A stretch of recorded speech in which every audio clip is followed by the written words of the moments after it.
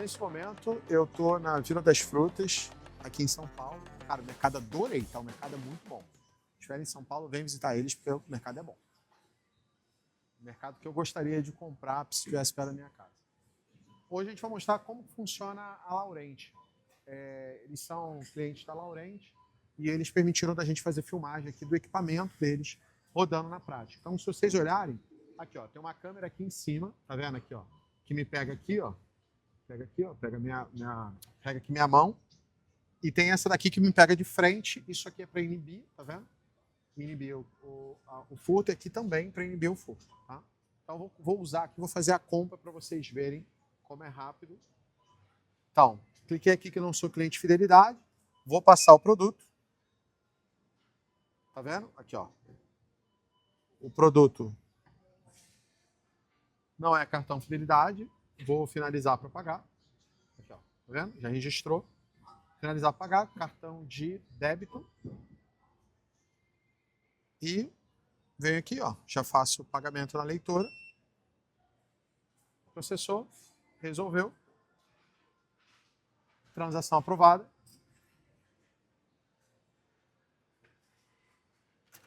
Sai o cupom. Levo o meu produto e obrigado, supermercado, funcionou. É um pouco sobre isso. Você conseguir fazer com velocidade. Normalmente é indicado self-checkout, pelo menos 4 self-checkout, porque eu posso ter uma pessoa, uma operadora, uma fiscal acompanhando essa compra aqui em cima desses 4 self-checkout. Mínimo de 4, porque você consegue ter um custo-benefício melhor. Dá para botar menos? Dá, mas o mínimo de 4. E, obviamente, você já tem loja até que trabalha até com 12 self-checkout seguidos para isso. Então, e aí, gostaram da experiência de compras?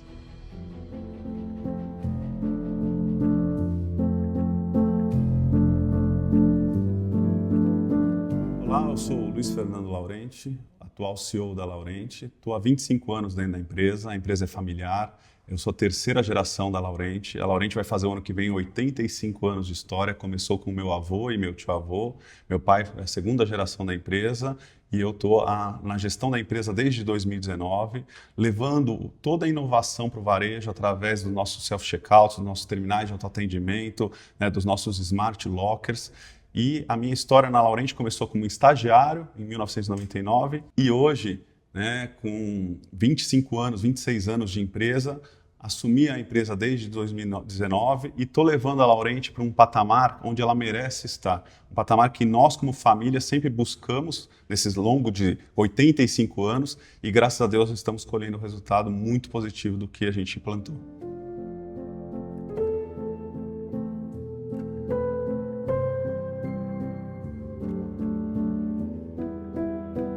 Meu nome é Antônio Fernando Laurenti, estou na Laurenti há 62 anos. Eu assumi a empresa como diretor, CEO, com 22 anos de idade e estou aqui até hoje. Hoje estou na parte muito mais institucional, de apoio ao Luiz Fernando, CEO. E institucional, eu digo, visitando clientes, conversando com clientes, ajudando, inclusive, muito no chão de fábrica, porque eu sempre adquiri uma experiência bastante grande na parte de fabril. Então, esse é todo o meu trabalho hoje em dia. Espero continuar, né? Até a Laurenti chegar nos 100 anos. Eu entro na Laurenti em 98 para 99, com 18 anos de idade. Né? Comecei como estagiário de curso técnico, que eu fiz colegial técnico em mecânica. Depois eu fui mais um ano estagiário, porque eu fui fazer administração de empresa como faculdade, e começo a entrar na empresa, mais propriamente dito em 2001, quando eu venho para a área de TI, eu faço a implantação de ERP. Então, quando eu implanto o ERP na Laurenti, eu passo a conhecer todos os processos da empresa. Obrigado, foi ali que eu conheci a empresa na palma da minha mão, porque eu tinha que implantar, na época, a Microsiga. Então, na implantação da Microsiga, eu fui conhecendo departamento por departamento de toda a empresa. Né? E fui criando a minha história dentro da empresa, né, de 99, mas mais fortemente em 2001, quando eu passo a parte de TI. E vou indo, né, como um funcionário, aprendendo e crescendo dentro da empresa, até 2006, mais ou menos, que é quando eu passo a vir fazer parte da diretoria da empresa. Mas ainda a gestão totalmente do meu pai. Né? Ali eu era mais um braço ali de gestão para ele, né? E venho levando essa empresa até em 2019, quando eu assumo a direção total da empresa. Aqui eu viro CEO da empresa, em 2019. Legal. Né? Então, eu começo em 97, 98, mais ou menos, em 2019 que eu vou virar CEO da empresa. O Luiz começou na Laurenti com 18 para 19 anos e eu tive que fazer uma aposta grande nele. Apostei muito nele. Filho, né? É, o meu filho, porque ele teve interesse, ele começou a se preparar para isso, inclusive se formou em administração, fez pós-graduação, e também ele se formou na área de TI. Então ele passou a ter um conhecimento muito amplo de TI. E foi aí que eu tive que fazer uma aposta difícil. Nós tínhamos que trocar o nosso sistema aqui de administração, nosso de gerenciamento aqui da empresa, trocar todo o software. Aí eu apostei nele e passei para ele fazer essa operação e foi um sucesso.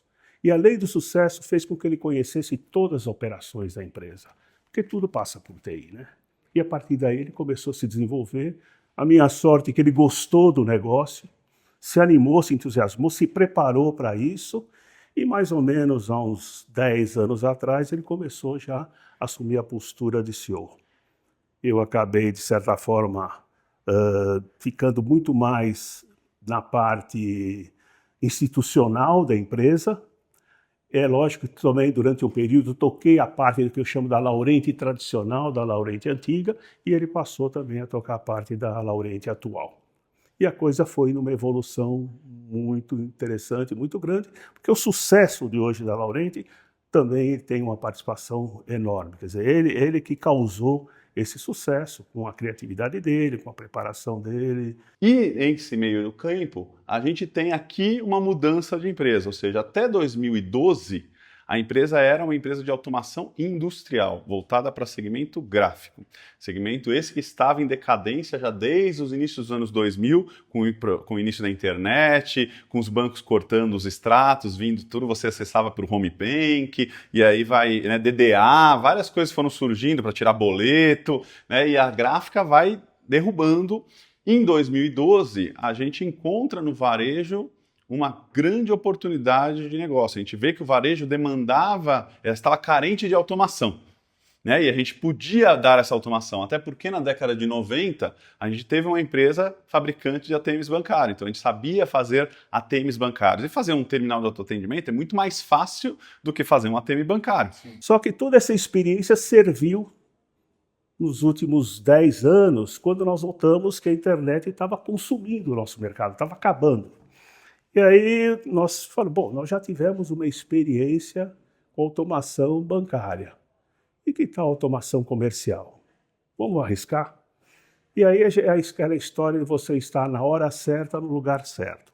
Nós participamos de uma feira de cartões de crédito, colocamos um totem para fornecer cartões de crédito automaticamente. E em frente tinha um stand de uma empresa, na época chamada Kiwi, ainda tem até hoje, agora mudou de nome, que era uma associação de italianos com russos que vendiam totens de automação, com meios de pagamento. E estava um stand em frente ao nosso, falei, puxa, vocês fazem totens? Fazemos. Vocês não querem produzir para a gente aqui no Brasil? Queremos. E aquilo realmente foi um impulso inicial para entrar nessa área de automação comercial.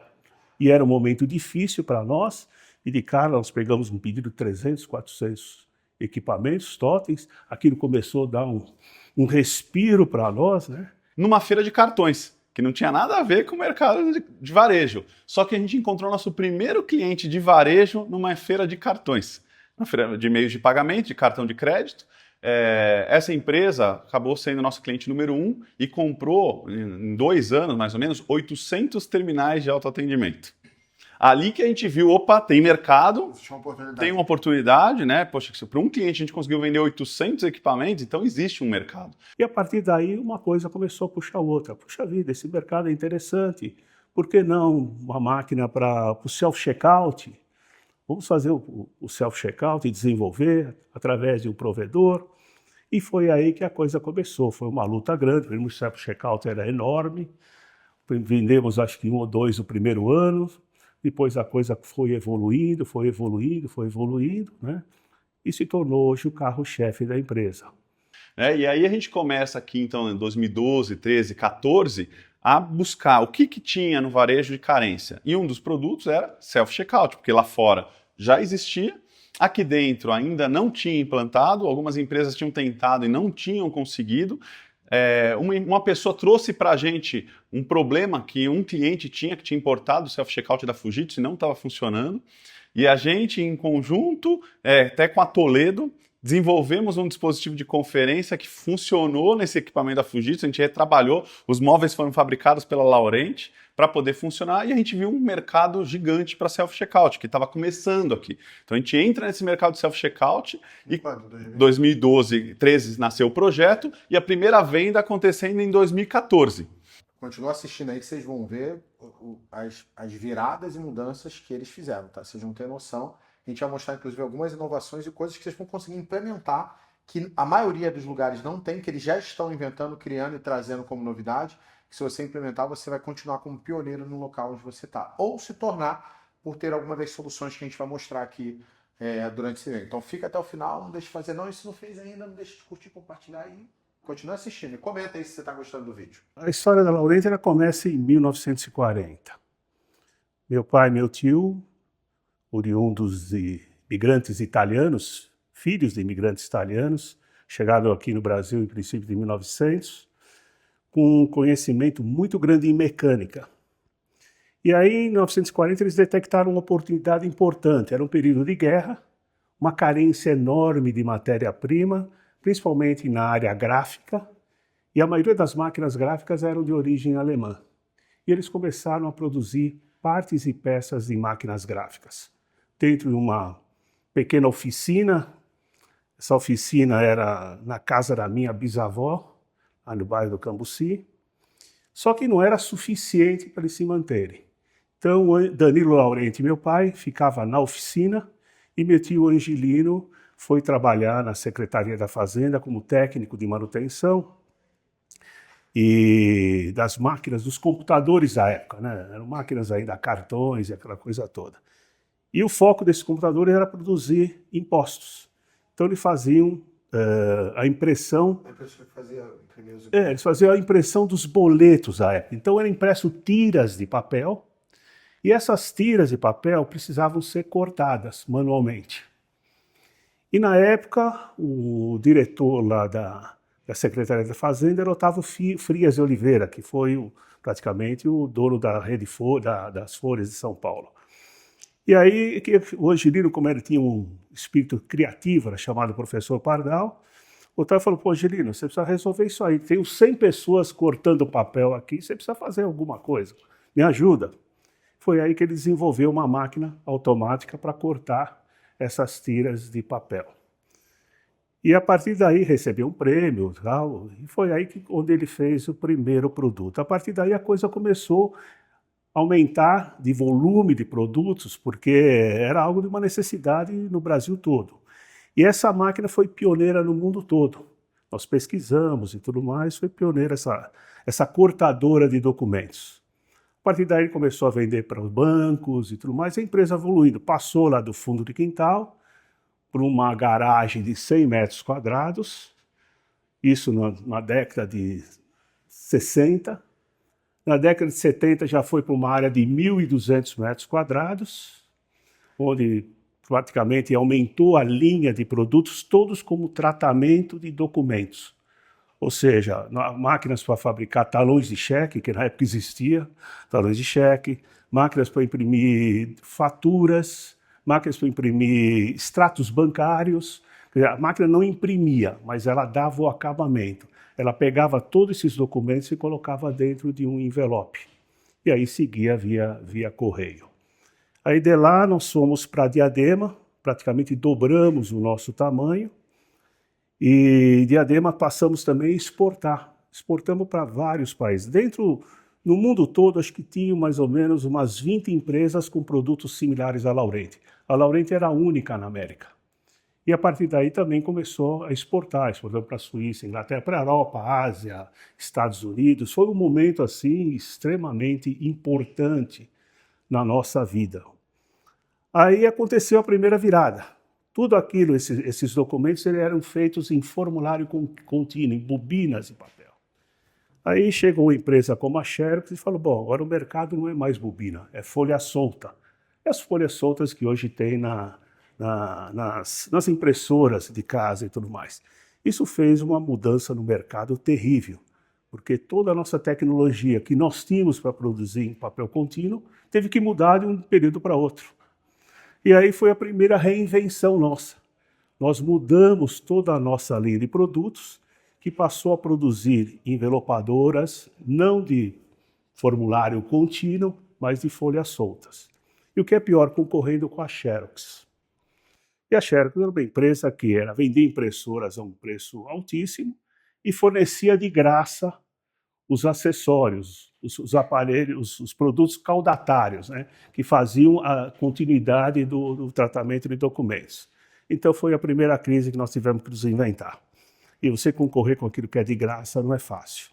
Mas mesmo assim, muita luta, com apoio inclusive de bancos, porque a Xerox dominava o mercado e na oportunidade eles não queriam depender de uma única empresa, nós conseguimos nos reerguer. Ao ponto de, depois de 5, 10 anos, nós passamos a ser fornecedores da Xerox. Então essa foi uma das crises. Nossos piores momentos foram momentos de concorrência, foram momentos que nós tivemos, eu nunca esqueço disso, que eu tinha meus 8, 9 anos de idade, ainda não estava na Laurenti, meu pai me entregava assim um saco de pão com dinheiro e vai lá na rua tal, entrega lá para o contador. Então eu levava aquele pacote, até estranhava aqui na porta assim, da casa do contador, tinha uns carros modernos, aquela coisa toda, entregava para ele e tal. Aí depois baixou uma fiscalização na empresa e esse contador não recolhia as guias. O escritório de contabilidade era um antro de jogos de pôquer, aquela coisa toda. Eles foram descobrir isso depois. Resultado, uma multa veio absurda e quase quebrou a Laurenti. Aí vamos ter que nos reinventar. Aí entra o Angelino Laurenti, o professor Pardal. Cara, vamos fazer isso, vamos fazer agora esse produto assim, assado, aquela coisa toda, né? Então foram os momentos que eu lembro, era criança, né? Foi uma dificuldade, meu pai teve que vender carro, teve que vender uma série de coisas, não, meu tio também, para a gente se manter. Mas os piores momentos foram realmente momentos de concorrência. Os processos econômicos que houveram, tá, afetaram, tá, alguns um pouco mais, um pouco menos, mas a gente acabou saindo dessas dificuldades, né? Tivemos também, esqueci de comentar, dificuldades também com a importação. Nós concorríamos com produtos alemães, com uma tecnologia muito mais avançada, porque os recursos dos alemães eram muito maiores que o nosso aqui no Brasil. Mas aí o Angelino, com a criatividade dele, tá, ele conseguiu fazer uma máquina mecânica com todos os recursos de uma máquina eletrônica a um custo menor. E aí foi um outro boom de nos reinventarmos, né? Até que, com relação ao processo de crescimento da informática, da internet, esse mercado de tratamento de documentos começou a cair. Então, talão de cheque dificilmente se deixou de usar, o número de talão de cheques diminuía de uma forma absurda, os volumes de documentos e correspondência que você recebia na sua casa foi diminuindo e hoje está quase zero. Isso acabou afetando o nosso mercado. A gente mandava contas pelo correio, tinha que dobrar. Isso, exato, dobrar, enfim. E aí teve uma outra crise importante. Nós tínhamos muitas máquinas alugadas, principalmente para fazer talões de cheques. Aí de um dia para outro, de um mês para o outro, os grandes bancos cancelaram esses contratos, que o volume caiu de forma absurda. E aí foi uma outra crise que quase quebramos. E não dava para continuar desse jeito. Aí nós tivemos, na década de 90, nós fabricamos ATMs bancários. Esses ATMs nós vendemos aí 15, 20 mil ATMs bancários. Isso, ATMs bancários, na época, os bancos da época real, hoje também tem Unibanco, tem uma série de Bamerindos, enfim, uma série de bancos. Isso realmente foi um mercado bastante importante para nós, em termos, inclusive, de aprendizado de tecnologia, porque os bancos eram extremamente exigentes. Você tinha que ter a confiabilidade no caixa automático, senão você não voltava mais, né? E chegou um momento que nós tivemos que decidir ou investir nesse mercado de automação bancária ou continuar no nosso mercado de gráficas, de máquinas de tratamento de documentos, que também estava em crescimento. Não dava para trabalhar as duas coisas. Aí resolvemos investir na área gráfica. E a nossa empresa, chamada Bankway, nós repassamos ela para uma outra empresa. Nós vendemos essas operações. Nessa época, aqui dentro a gente chamava isso de uma unidade de negócio automação comercial. Existia a Laurenti Gráfica ainda e uma unidade de negócio automação comercial, que eu também ainda não cuidava dela, porque eu cuidava da área gráfica nesse momento. Quando em 2019 eu viro o CEO e assumo a empresa como um todo, eu quebro essa questão de unidade de negócio e vira tudo Laurenti. Até porque em 2018 foi o nosso pior ano da gráfica, a gráfica praticamente morreu ali, o nosso faturamento de gráfica, e a gente ou dependeria do varejo ou estava morto. E aí, em 2019, a gente começou a ter um crescimento já do self-checkout entrando, né, em produção, totens também, e a empresa volta a crescer, porque até 2018 a gente vinha com queda crescente de faturamento. Em 2019 a gente começa a crescer, já não dependendo mais de gráfica e basicamente de varejo. Né? E aí esse crescimento, e na pandemia em 2020, ele acelera absurdamente.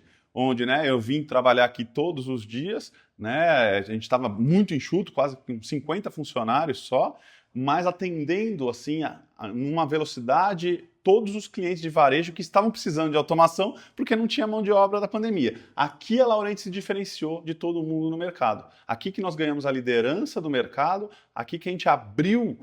Na pandemia. A gente abriu uma vantagem gigante para todos os nossos concorrentes, porque os nossos concorrentes não conseguiam fabricar na pandemia. A gente fabricou na pandemia, entregou tudo que a gente se comprometeu na pandemia e ganhamos muito cliente, muito mercado. E a partir de 2020, a gente começa um crescimento de números assustadores, né? Ano a ano, dobrando as nossas quantidades de self-checkout. Foi dobrando isso desde 2020 até agora. A gente, né, esse ano especificamente, então mais do que vai dobrar. Né? O ano passado a gente teve 2.200 equipamentos, esse ano a gente vai para mais de 5.500 equipamentos de self-checkout, só self-checkout especificamente.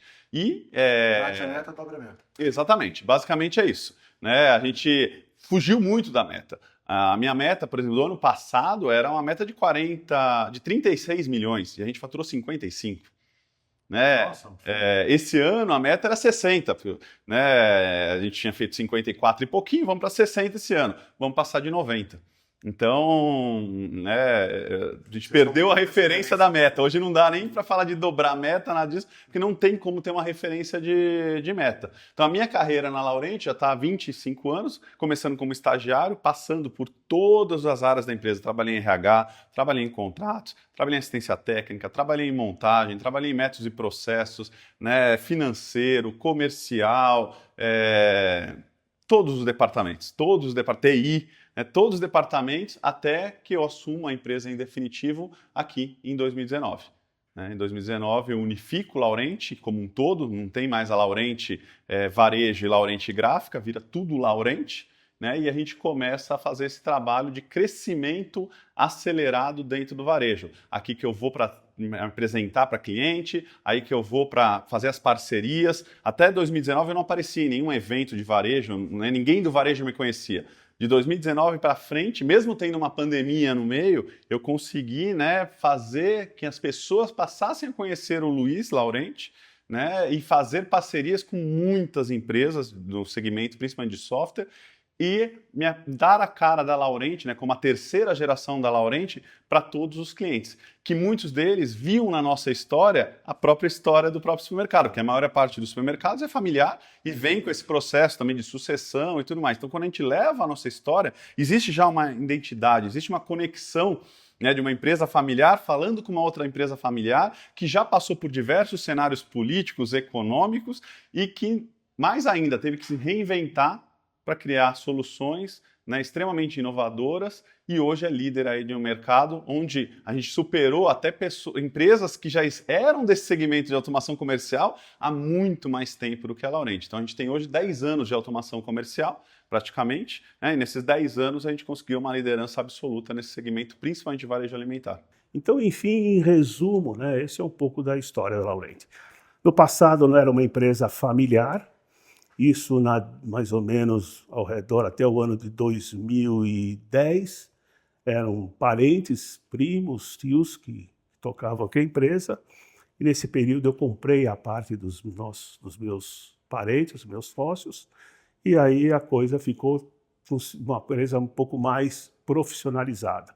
Então nós fomos nos profissionalizando, tentando colocar as pessoas certas no lugar certo. Isso é uma fase complicada, porque nem sempre a gente acerta. E cometemos erros demais, muitos erros, né? Colocar pessoas erradas no lugar errado. Exato. E esses erros ajudaram muito, porque você aprende com seus erros, né? Ajudaram a gente a ir modificando e acertando. E hoje eu tenho uma equipe aqui espetacular. É uma empresa, de certa forma, enxuta. Nós temos aí hoje 3 diretores, o Luiz CEO e 3 diretores, e são profissionais extremamente competentes, estão dando conta do recado. Eu tenho o Luiz, a gente tem todas as informações necessárias para ter a empresa à mão, o que é o mais importante, né? E assim foi indo. E agora a preparação, o objetivo é chegar nos 100 anos, né? É esse que eu estou torcendo aqui. Espero estar vivo até lá, né? Eu tenho aí mais 16 anos pela frente. Vamos ver.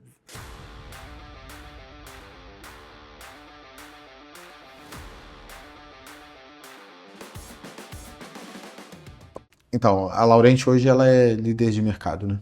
Sim, para supermercadista, sim. A gente tem mais de 80% desse segmento, que foi onde a gente se especializou. Supermercado, atacado, depois vem home center também, que a gente tem aí praticamente o mercado inteiro, lojas de tipo pets, Cobase, são supermercados de animais, né? Todo esse segmento também a gente tem 90% desse mercado. Então, a gente ficou muito focado nisso para o autoatendimento. Varejo alimentar, home center e setor de pet também. Exatamente. Muito forte. Exatamente. A gente não atua tanto em food, em moda, né, lojas, departamentos. A gente tem alguns cases, mas não é o nosso foco principal. Né? A gente preferiu focar principalmente no varejo alimentar, que é onde a gente destacou e cresceu absurdamente. Eu acho que o maior desafio hoje da Laurent não é nem vender, né? É as pessoas passar do foco da pessoa falar assim, cara, eu posso botar isso e não terei fraude, né? Porque eu acho que o desafio do self-checkout como equipamento é exatamente você vencer ali o fato das pessoas falarem assim, cara, eu posso botar isso me economiza dinheiro, que economiza tempo, né? E economiza grana de caixa. A gente costuma dizer que é o mínimo de 4 self-checkouts para uma fiscal olhando, né? Mas, cara, a gente foi lá em loja lá que tem teu equipamento lá do Zona Sul, lá aqui do Rio, que tem, sei lá, 9 self-checkouts para uma operadora. Eu falei, 9 para 1 é maravilhoso.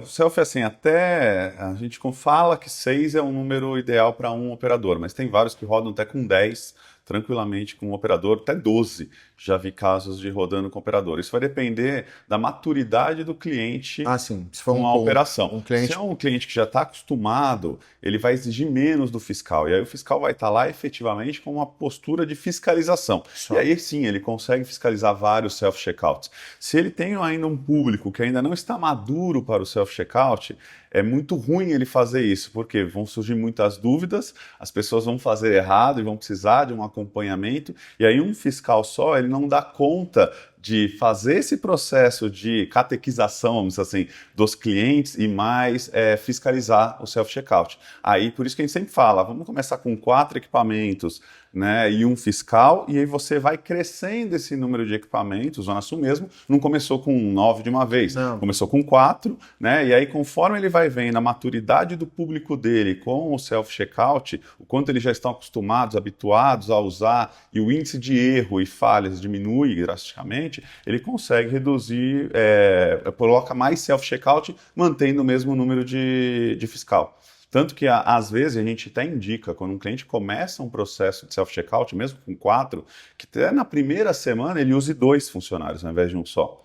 Um para ficar ali na ilha e o outro indo nas filas buscar o cliente, porque o cliente às vezes não sabe, né, que ele pode utilizar aquele equipamento, como usar. Tem gente que tem, principalmente às vezes até de mais idade, que tem medo de errar. E aí, se você não for lá na fila, falar, você vai pagar com cartão, vai pagar com, né, Pix, vem cá, vem conhecer, né, essa nova forma de checkout, que é o self-checkout, o autoatendimento, né, eu vou te ajudar, vou usar com você a primeira vez. E aí quando você faz isso e o cliente aprende, ele volta sozinho e aí o negócio só vai crescendo. É muito mais rápido. Sim. Tem que conversar. Na verdade, o self-checkout hoje, por que ele é um sucesso? Não só no Brasil, mas no mundo inteiro. Porque ele resolve o problema de todos os lados, né? Ele resolve o problema do cliente, porque o cliente diminui o número de fila ali, então ele consegue ir mais rápido, ele consegue passar os seus produtos mais facilmente, e quando tem menos fila, né, ele fica muito mais satisfeito, e resolve o lado do supermercadista. Porque o supermercadista também tendo menos fila, ele vai vender mais, existe menos abandono de carrinho, a conversão dele aumenta com o self-checkout e ele tem uma redução de custo. Porque, né, em vez de ele ter um funcionário para rodar um PDV, ele vai ter um funcionário para 4 PDVs, para 6 PDVs. Então a economia é monstruosa. E uma coisa que eu vi, assim, eu olhando estatística dos supermercados, uma coisa que eu percebi é que, só para você ter uma noção, 70% das compras acontecem abaixo do ticket médio de uma loja. Por exemplo, vamos dizer que uma loja esteja em R$60. 70% do ticket médio vai estar em 10, 20, 30, 40, ou seja, abaixo dos 60. Considerando isso, a maior parte das vendas no supermercado acontece em vendas de cestinha. Não é venda de carrinho. Exatamente. Que é a venda do self-checkout. E aí eu conseguiria otimizar 70% do movimento de caixa usando o self-checkout. Só que as pessoas não têm essa noção que eu estou falando. Sim, muita gente, né, fica, mas quantos self-checkouts eu coloco, né? E a conta é exatamente essa. Vamos levantar. Primeiro, quanto do seu público tem uma compra de em torno de 30, 25 itens de cupom? Né? 2, quantos por cento pagam em dinheiro ou não? Porque o self-checkout não trabalha com dinheiro. Mas esse índice de dinheiro está cada vez menor. Geralmente... Já foi 70, hoje está em 30. Até menos. Tem muito lugar, assim... É 20. que no Rio de Janeiro ainda ele é um pouco mais alto, né? E no Centro-Oeste ainda tem também alguns lugares que o dinheiro, e no Norte, que ele é um pouquinho mais elevado. Mas quando você vem aqui para o Sudeste, para o Sul, você está falando de 5%. 5% a 7% é dinheiro. Todo o resto é Pix ou cartão. Que dá para o cara fazer pela Exatamente. Então, depois que o Pix entrou, esse volume de dinheiro ainda diminuiu mais ainda, porque mesmo que a pessoa não tenha cartão, ele paga no Pix. Então, quando eu tenho um índice alto de pagamento em Pix ou cartão, débito ou crédito, né, e um volume de compras de até 30 itens de cupom, né, isso é 100% self-checkout. E se o governo emplacar mesmo a moeda eletrônica que ele quer fazer... Aí, meu filho, aí o céu é o limite. Com certeza. Aí não vai ter... Eu acho que vai ser um desafio danado, mas se emplacar, e aí mais ainda o self-checkout se torna uma realidade de verdade. E ocupa muito pouco espaço, né? A gente está falando de, sei lá, num espaço desse daqui, que dá 2 vezes eu aqui, eu consigo botar, sei lá, umas 3 máquinas. A gente tem vários modelos de self-checkout com vários tamanhos, né? E esse é um diferencial da Laurenti. A gente customiza o tamanho do equipamento, às vezes, para o cliente, até para poder caber melhor na planta dele. Mas, por regra básica, no lugar de um checkout, eu coloco 2 self-checkouts, a 3, dependendo do modelo que a gente tem para trabalhar. Então, tem um modelo que o móvel de sacolinha, em vez de ficar do lado, ele fica na frente. Então, eu consigo colocar 3 equipamentos no lugar de um checkout. Quando ele coloca o móvel ao lado, né, eu coloco 2 self-checkouts no lugar de um PDV. Por isso, quando a gente fala de 4 self-checkouts, ele ocupa o espaço hoje de 2 PDV. E com isso, além de eu trazer aquela redução de mão de obra que eu estava falando, eu ganho espaço físico na loja para poder pôr mais produto para vender. Então, essa é uma outra vantagem. Principalmente loja que não tem muito espaço, de frente de loja, você consegue exatamente aumentar o número de PDVs sem precisar crescer o teu espaço de frente de loja. Então, para mim é uma vantagem pra caramba, porque ele ocupa metade. É exatamente isso, né? Metade de um checkout. Sim. Eu tô olhando daqui. É metade no checkout, exatamente isso. Então, você consegue. A gente tem muitos clientes, até pequenos, que tinham 2 checkouts, por exemplo, na loja, e que tirou um e colocou 2 self-checkouts, até 3, dependendo de algumas lojas. Então, ele dobrou, às vezes, o número de checkout dele. Então, de 2, ele foi para 4, porque ele colocou 3 self-checkouts e continuou com um PDV para dinheiro. Ele dobrou o número de checkouts dele, sem precisar crescer em 1 centímetro à frente de loja ou perder espaço de venda para isso. Então, lojas de cidade turística, por exemplo, a gente tem em Pirenópolis, em Goiânia, a gente tem clientes lá que tem um volume. Pirenópolis vai muita gente de fim de semana para lá.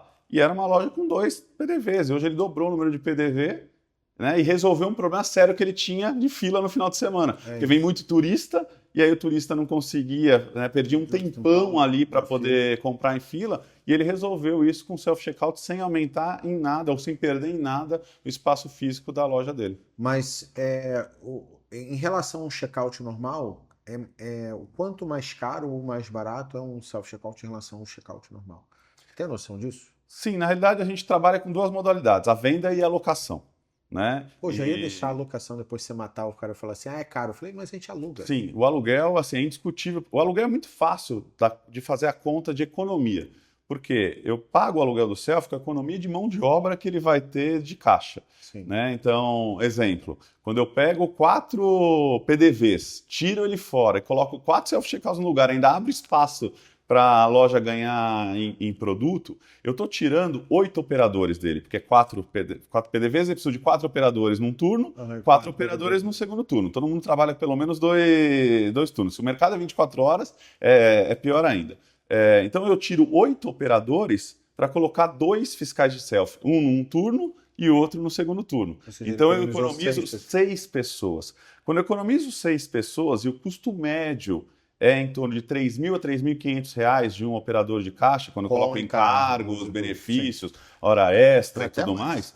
Passa disso, mas eu costumo ser até bem pé no chão para ele, né? Eu falo R$ 3.000, que eu sei que é mais do que isso. Então eu estou economizando 6 pessoas a R$ 3.000, R$ 18.000. E eu vou gastar em aluguel de self-checkout, de 4 self-checkout, menos do que R$ 4.000 por mês.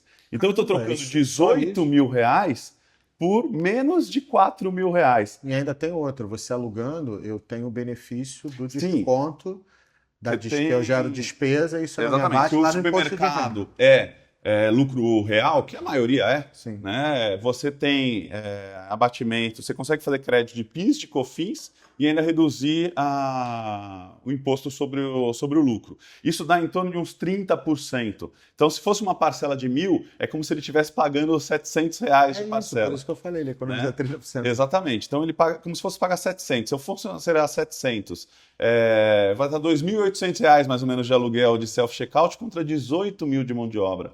Então, é uma economia, eu chego a falar, que dá em torno de R$ 200.000 por ano de economia para um supermercado quando ele tira 4 PDVs e coloca 4 self-checkouts. Para quem não sabe do que ele está falando, deixa eu explicar para vocês entenderem, é que hoje, né, quando a gente está gravando esse vídeo, a alíquota de imposto de renda é 15% e chega num teto vai 25%. A alíquota de contribuição sobre o lucro líquido é de 9% sobre o lucro líquido. Então, se 15 mais 9 dá 24%. E aí você tem o PIS e COFINS.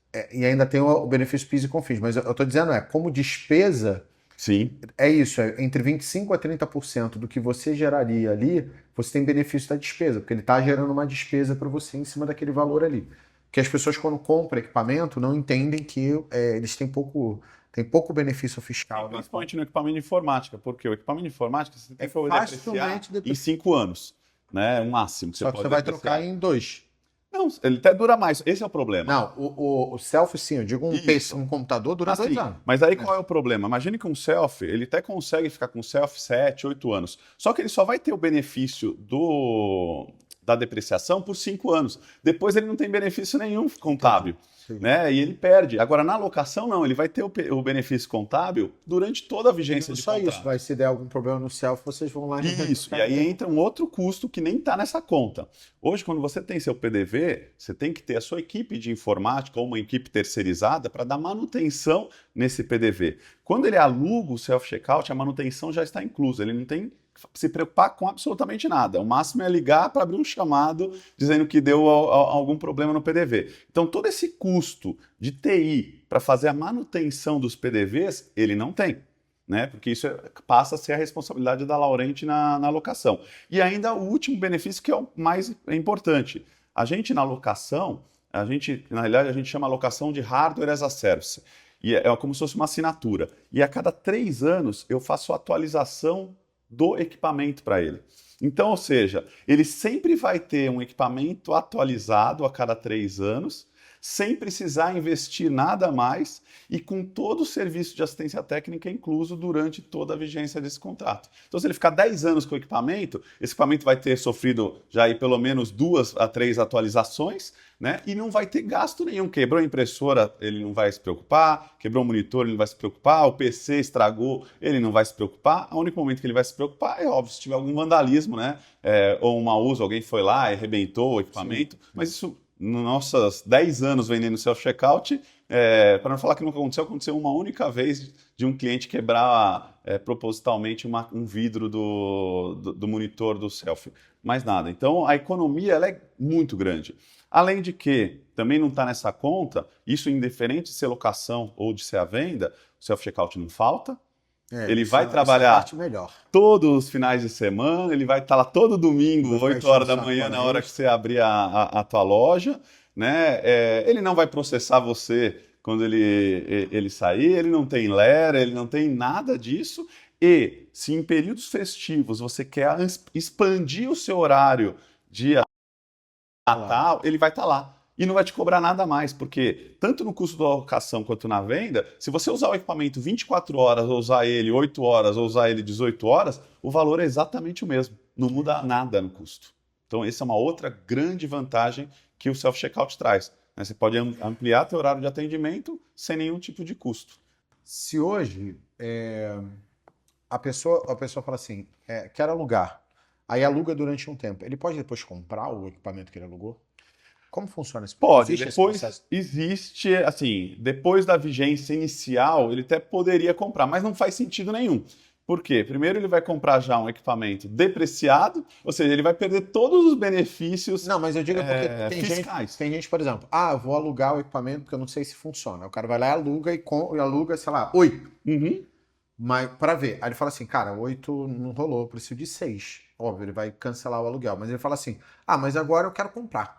Porque agora eu entendi. Ele até pode, né? Depois da vigência inicial do contrato, ele pode, mas ele não vai ter benefício nenhum em fazer isso. Seria até jogar dinheiro fora. Sim. É mais fácil ele comprar, então, desde o início. Se ele tem essa dúvida, o aluguel é maravilhoso. Mas ele vai ver que vai funcionar e é muito melhor ele continuar no aluguel do que comprar. Porque senão ele vai perder essa questão da assistência técnica, ele vai comprar um equipamento já usado por ele mesmo, mas é usado. Não sei até que ponto ele vai ter algum benefício nessa operação. Muitos supermercadistas pensam dessa forma. Poxa, mas no aluguel eu vou pagar você a vida inteira. Você não paga o funcionário a vida inteira? Sim. Só que ao invés de gastar, lembra aquela conta? Ao invés de você gastar 18 mil reais por mês, você vai estar gastando 3 mil e poucos reais por mês. Então, você já está derrubando 14 mil reais, 15 mil reais por mês de operação. Não tem que se preocupar com essa conta. Não pensa nisso. Pensa que você estaria pagando funcionário. Em vez de pagar funcionário, você está pagando um hardware onde você não vai ter mais dor de cabeça nenhuma e toda vez que ele quebrar, você só vai abrir um chamado e alguém da minha equipe vai lá na tua loja, vai resolver, vai consertar e você não vai se preocupar com R$1 a mais no teu custo que já está lá planejado de fixo. Com a sua história, me parece que a inovação, criatividade, buscar fazer coisa maluca, diferente, vem lá do DNA do... É o DNA nosso, tá? É o DNA que vem daquela época de você, por exemplo, na época, meu tio contava, tá? Na época da guerra e tudo mais, você tinha que fazer um eixo com toda a precisão, comprar uma barra de ferro toda torta e, de repente, você transformava num eixo. Então, isso, sem os recursos de maquinários modernos, era uma dificuldade, era um artesanal. É um artesanato praticamente grande, né? E, então, tudo isso já começou naquela época. A parte de customização era uma coisa impressionante. Todo mundo chega e fala, Laurenti, tem um projeto assim, tem um projeto assado. Nós fizemos centenas de projetos, inclusive até para fora do Brasil, nesse período. Porque está no nosso DNA. Até me preocupa, tá? Porque a gente está aqui já focado. Aí chega alguém, pô, tem esse projetinho aqui, você não quer fazer? A gente já corre para lá, né? Então a gente tem projetos importantes aí. Recentemente desenvolvi um projeto importante para a Yamaha, eu fiz um projeto para a Nespresso, fizemos projeto para a Pitney Bowes, que é uma grande empresa americana lá nos Estados Unidos. Agora um projeto com a Movida, e tem outros projetos aí que a gente se NDA e não posso nem comentar, mas são projetos importantes que também trazem uma certa luz de futuro, né? Então tem coisas aí que acontecem e que a gente está olhando, que são extremamente importantes. Então a gente fala que está no nosso DNA, né? Isso pegou em mim, passou para o Luiz também, que o Luiz também... Falou, ele agora faz a caixa, ele faz... Vai no seu tempo e tal. E o nosso forte hoje no mercado é justamente essa customização, essas adaptações que a gente consegue fazer com rapidez.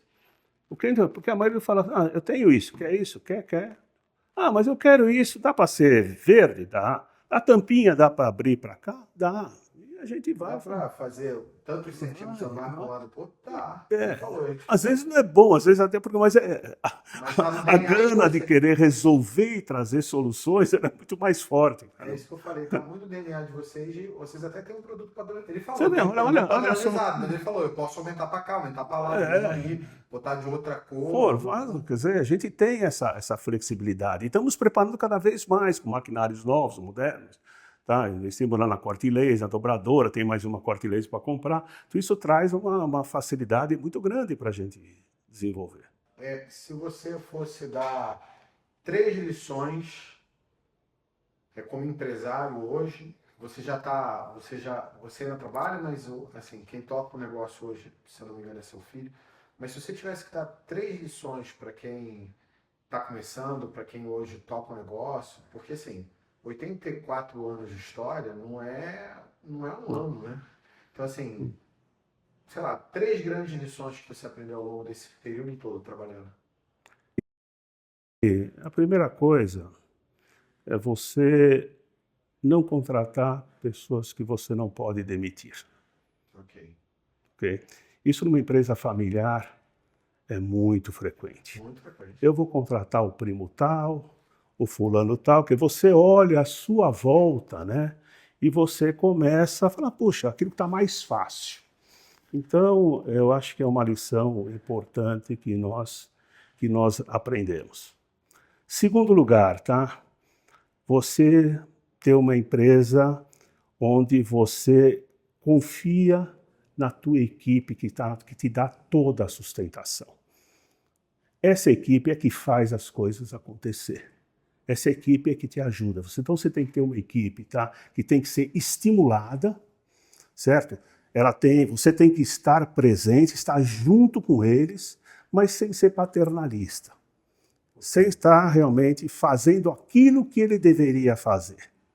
E ao contrário, tá? Então é importante que essas pessoas sempre tragam soluções. É difícil aquela pessoa que fala assim, eu estou com um problema, está aqui. Eu estou com um problema e eu tenho essa e essas possibilidades de solução. E aí você, com a tua experiência, você soma coisas e você toma a decisão. O terceiro ponto que eu acho mais importante é você ter uma empresa feliz. É você vir trabalhar... Explica isso melhor. Agora isso aí... É o seguinte, tá? Você ter um ambiente de trabalho gostoso, alegre. Eu tive momentos da empresa, tá? Que eu vinha trabalhar, desviava do meu caminho para não poder chegar na empresa. Era uma época difícil, inclusive, administrativamente. A gente tinha 10, 11 gerentes se degladiando. Era uma situação bastante complicada, bastante delicada, né? E tinha que administrar isso, era fácil. E isso acabou, lógico, com o tempo a gente vai mudando e tudo mais. Então era frustrante para mim. Eu chegar e falar, puta, não tenho vontade de trabalhar. Empresa bem boa, mas tem um clima que não está legal. E a partir daí, nós começamos a fazer um trabalho, tá, de mudança desse perfil. As pessoas têm que se sentir bem. As pessoas têm que participar do processo. As pessoas têm que ser muito bem informadas daquilo que está acontecendo, do processo e tudo mais. Então, você entra, você cria um ambiente mais leve. Agora, isso tudo, sabe, lidar com pessoas não é fácil. Cada pessoa tem seu jeito e sua personalidade e sua forma de agir. Sim. E você, como gestor, você tem que entender e respeitar, tá, cada situação, cada condição que essa pessoa tem. E isso é um trabalho que não é fácil, administrar pessoas não é fácil, né? E pouco a pouco, eu, Luiz, nossos gerentes, nós começamos a entender esses perfis e ajudar e a estimular essas pessoas, tá, a fazer com que elas venham trabalhar com felicidade, né? E você tem que acompanhar isso de perto. Então, eu hoje me sinto bem, eu gosto de vir trabalhar na Laurenti. A maioria das pessoas eu percebo, a gente já fez algumas pesquisas, que gostam de vir. Puta, Laurenti, esses funcionários nossos que saíram, que se aposentaram, ligam, pô, eu estou com saudades. Então, é isso que não é uma empresa, a gente fala uma empresa família. Não é uma família. É uma empresa que seja profissional, onde exige o respeito, mas que existe um ambiente leve de trabalho. E isso a gente está conseguindo aqui, não é de hoje, tá? O Marina sempre foi mais ou menos assim, com exceção alguns períodos, né? Porque eu falei, eu preciso mudar esse quadro. Não dá para a gente ter uma convivência, né? Você tem vaidade, você tem uma série de situações que a pessoa tem, e não é fácil. Eu tive pessoas aí, nunca esqueço, já falecido, ele ficou aqui na Laurenti quase 40 anos, Gasparotto. Se eu não fosse todo dia falar bom dia para ele, ele falava, ele ficava, pô, então, quer dizer, cada pessoa, é lógico, a gente estamos com 170 funcionários, não dá para fazer tudo, mas você tem que ir, você tem que chegar, respeitar, falar bom dia, tá tudo bem, como é que estão as coisas, quer dizer, você tem que dar um acompanhamento, tá? Bater nas costas, cumprimentar, sabe? Então, são detalhes que você tem que dar essa segurança e esse conforto para que ele venha fazer feliz. Ele feliz vai produzir muito mais, vai produzir melhor, vai chegar na casa dele animado. Então, quer dizer, você faz o dia dele de forma diferente. Eu acho que esse é o item mais importante. Aprender a lidar com as pessoas, respeitar o perfil dela e ir adequando da melhor forma possível, fazendo aí o casamento perfeito. Uma lição para essa galera que... Porque assim, quando eu falo com você hoje, só de empresa, são quantos anos? Eu, 62 anos. 62 desde anos. os 12 anos de idade. Então, para quem ainda é adolescente, garoto, sei lá, tem 10, 20 anos de empresa, que já é muito tempo, mas é um garoto comparado a você, qual seria a lição que você passaria para essa galera aqui? Não estou falando de quem tem um ano, não, estou falando do cara que tem 10. Hoje, engraçado, hoje você tem, falando um pouco de um ano, tem uma geração aí que vai aí dos 17 aos 20, 25 anos, que é uma geração um pouco mais complicada. Uma geração digital e que não se fixa no trabalho. Nós tivemos aí, por exemplo, contratações nossas de pessoas importantes. Você forma, por exemplo, alguém de projetos, da engenharia ou qualquer outra função, depois de 2 anos fala, vou embora. Por que você vai embora?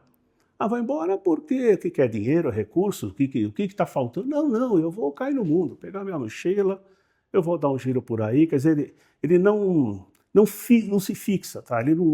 É uma coisa difícil, tanto que a gente pegou aí uma empresa para dar uma checada para nós RH, como fazer para prender e segurar esse pessoal aqui, que é um pessoal que você investe nele, né? Essa geração é um pouco mais complicada. Então você tem que ter aí meios, instrumentos para tentar fixá-la na empresa, já que você está investindo, né? Outro público, que são desses 15, 20 anos e tudo mais, tá? É uma questão de ser proatividade, não se acomodar, porque a gente nota que as pessoas acabam se acomodando demais, tá? Ele não vai...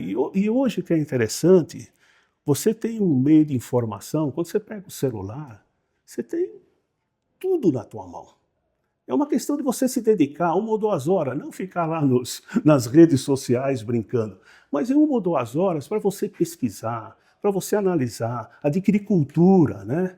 E a gente nota que isso está se ficando cada vez mais difícil. E as pessoas acabam não se preparando para isso. Então ela tem que olhar para frente, onde eu quero chegar, certo? Você depois dos 40, 50 anos, você já tem que tomar uma definição da tua vida.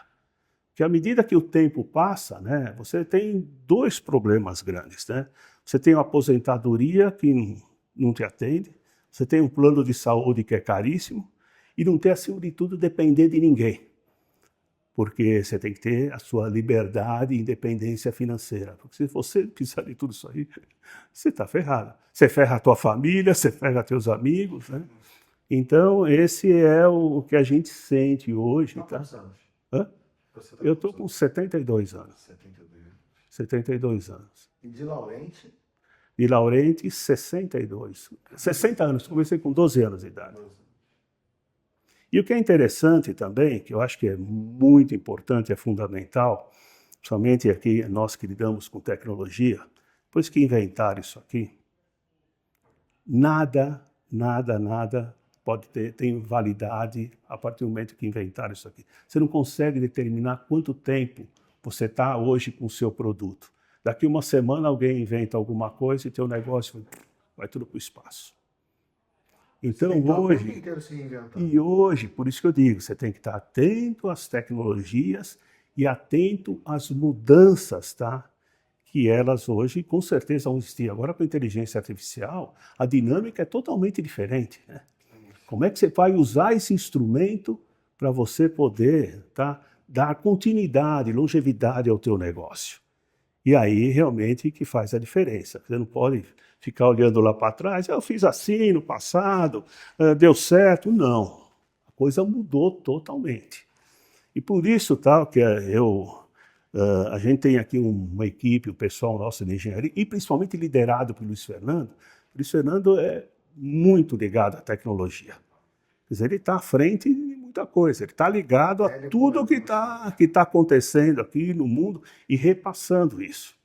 Eu já com 72 anos já tenho um pouco mais de dificuldade, né? Mas de certa forma eu procuro atender, me manter. E hoje ele está realmente trazendo uma série de inovações. Nós estamos trabalhando hoje com inteligência artificial, tem 3 ou 4 projetos de inteligência artificial que vão acontecer. A inteligência artificial ela precisa aprender, né? O que você faz hoje, ela tem um tempo, ela está na escolinha, né? Ela vai aprendendo, ela vai armazenando informação até você chegar a um produto definitivo. Mas tem muita coisa boa aí para a gente fazer já, preocupados, né, e pensando aí nos próximos anos. Não dá mais para você pensar hoje, como antigamente, ou projetar 5 anos, 10 anos. Hoje, 2 anos, 3 já é complicado, para quem tem um negócio de tecnologia. Você saiu de um negócio de impressão de papel para um negócio de tecnologia. Exatamente. Uma coisa totalmente física para algo totalmente digital. E foi bastante difícil, porque quando nós entramos nessa área do digital, do automação comercial, ninguém conhecia a Laurenti. No mercado tradicional, a Laurenti era assim, o cliente falava assim, não vou comprar uma máquina cortadora, eu vou comprar uma Laurenti. E a gente quer fazer esse processo também nesse mercado de automação comercial, a mesma coisa. Eu vou comprar uma Laurenti. E a gente está trabalhando forte e vai conseguir fazer isso. Porque a partir do momento que o seu nome é reconhecido e associado ao produto, aí, cara, a coisa vai. Exatamente. Não, você já tem, sei lá, comentando, vocês estão 80% do mercado hoje, dentro do que vocês estão fazendo de self-checkout. Mas mesmo assim ele já está cheio de planos aí, de coisas. Tem, cheio de planos. A gente tem também hoje uma equipe comercial bastante forte, bastante importante. Nossos parceiros, inclusive de software, hoje estamos mais de 50 parceiros, tal. Todos eles, nós somos muito próximos desses parceiros e existe uma ajuda mútua importante, tá? Que traz negócios, que dá segurança, inclusive, para o cliente. Então é uma construção de muitos pontos importantes para você ter o sucesso. Deixa eu te fazer uma pergunta. Como você se sente depois de você poder ter assumido e ter dado certo, e você ter dado tranquilidade para o seu pai, depois que você assumiu? Sim. essa é uma sensação maravilhosa, não só para o meu pai, mas para mim também. Quando eu comecei na empresa há 25 anos atrás, eu entrei numa empresa que praticamente estava quebrando, né? Eu vivi quase 20 e poucos anos da minha história dentro da Laurenti, sobrevivendo e fazendo de tudo para, juntamente com meu pai, fazer essa empresa sobreviver, né? Ela não parar e não quebrar. Hoje, com o que a gente vem construindo e com tudo que a gente está transformando, né, dentro desse mercado, principalmente varejista, hoje eu consigo trazer a paz, não só para o meu pai, mas para mim, para a família como um todo. E poder deixar meu pai tranquilo e dizer, sua missão está cumprida aqui como empresário, né, como um cara que começou com 13 anos de idade dentro da empresa e tem mais de 60 anos aqui, vai viver. Hoje é o que eu mais falo para o meu pai, é isso. Vá viver, vai viajar, vai aproveitar, você está com 72, 73 anos de idade, é o momento que você tem que correr agora atrás de tudo que você não pôde, você teve que abrir mão para fazer essa empresa chegar onde ela está e vá viver. Porque graças a Deus a gente conseguiu fazer uma transição de pai para filho perfeita. Meu pai me formou de um jeito melhor impossível. Eu vim muito novo, com um sangue enorme, aquela vontade, aquela gana de querer mudar o mundo em um dia, e ele teve muita paciência para me mostrar que a gente não pode mudar as coisas em um único dia, que tudo é planejado, que tudo tem seu tempo. Eu aprendi a respirar, aprendi a tomar não, aprendi a quebrar a cara, né? E ele sempre me deu essa oportunidade, a liberdade para aprender tudo que eu aprendi. E graças a esse aprendizado, hoje eu tenho a segurança total de poder levar essa empresa para frente e buscar o melhor para a família como um todo, e ele ter a paz de poder, graças a Deus, descansar, aproveitar e curtir o que ele teve que abdicar por 60 e poucos anos aí, em cima de uma empresa que foi muito difícil. A gente batalhou demais, foi momentos muito tensos, né, de tirar sono, e que graças a Deus hoje a gente tem essa tranquilidade.